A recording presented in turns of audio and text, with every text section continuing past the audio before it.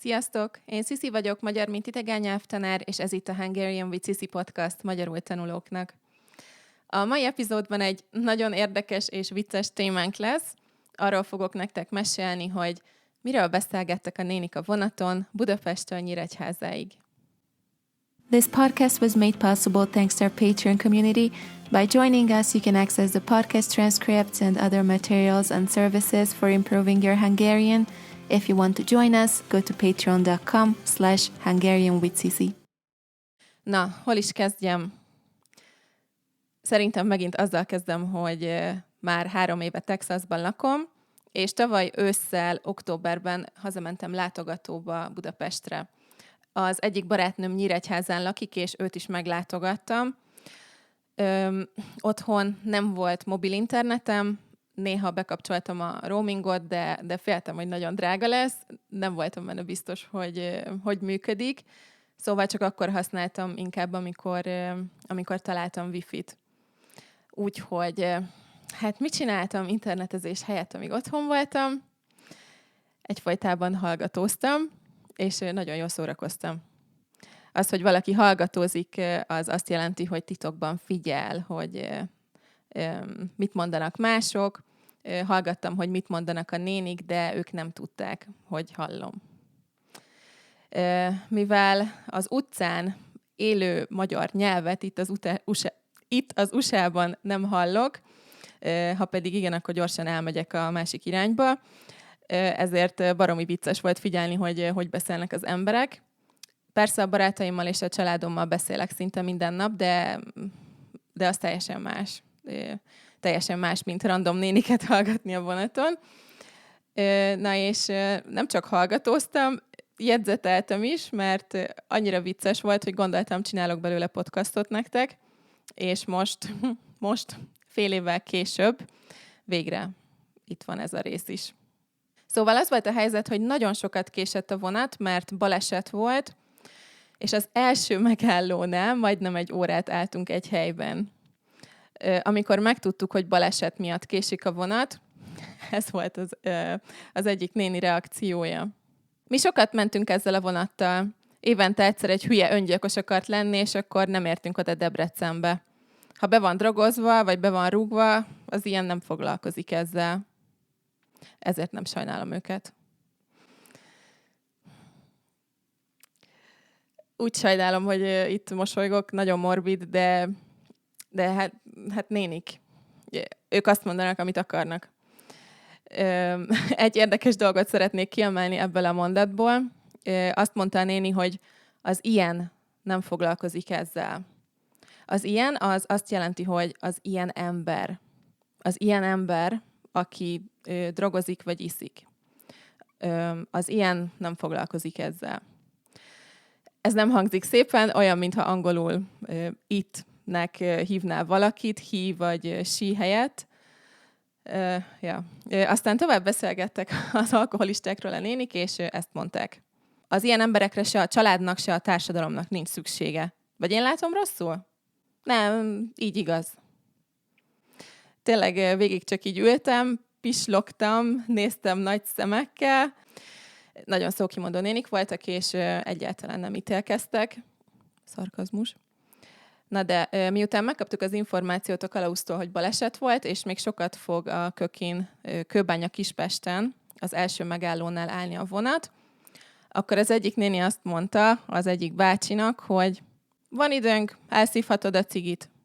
Erre azt mondta a bácsi, hogy el is szívom. És leszállt a vonatról elszívni egy cigit. Ez, hogy el is szívom, ez érdekes, mert itt az is nem azt jelenti, mint angolul az also, as well, vagy to. Itt határozottságot, egyetértést fejez ki. Azt jelenti, hogy persze, hogy elszívom. Igen. Amíg a bácsi elszívta a cigijét, addig megint jött a kalauz, és elmondta az aktuális infókat. Mellettem egy orosz lány ült, aki nem beszélt magyarul. Megkérdezte a kalauzt angolul, hogy mi a probléma, miért állunk, és a kalauz csak csúnyán nézett szegény lányra, és legyintett, és ment tovább. Úgyhogy én elmondtam szegénynek angolul. Azt mondta a kaller, ez egy slang szó arra, hogy kalauz, hogy még 1 órát fog késni a vonat. Erre az volt az egyik néni reakciója, hogy Japánban, ha egy vonat 3 percet késne, a vezető öngyilkos lenne a szégyentől. Nem tudom, mi volt ez a fixációja a néninek az öngyilkossággal, de nagyon sokat beszélt róla. Aztán, amikor visszajött a bácsi, miután elszívta a cigijét, megkérdezte a néniket, hogy van-e új info. A nénik elmondták neki, hogy a vonat nem indul még 1,5 óráig, majd a következő párbeszéd zajlott a nénik és a bácsi között. Ott vannak a helyszínelők 3 óra hosszáig. Micsoda? Nem kell arra 3 óra. Ezt mondtam én is. Ez katasztrófa, ami ebben az országban uralkodik. Én nem a kormánnyal vagyok. Én sem. Mocskok, trógerek. Azt sem mondják, hogy elnézést. Ne aggódj, Erzsi, jön mindjárt a szobapincér, és megkérdezi, milyen sört kérünk. Nem jött a szobapincér.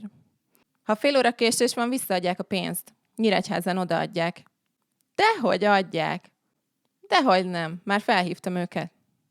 Aztán volt még néhány elég kemény vélemény Bidenről is.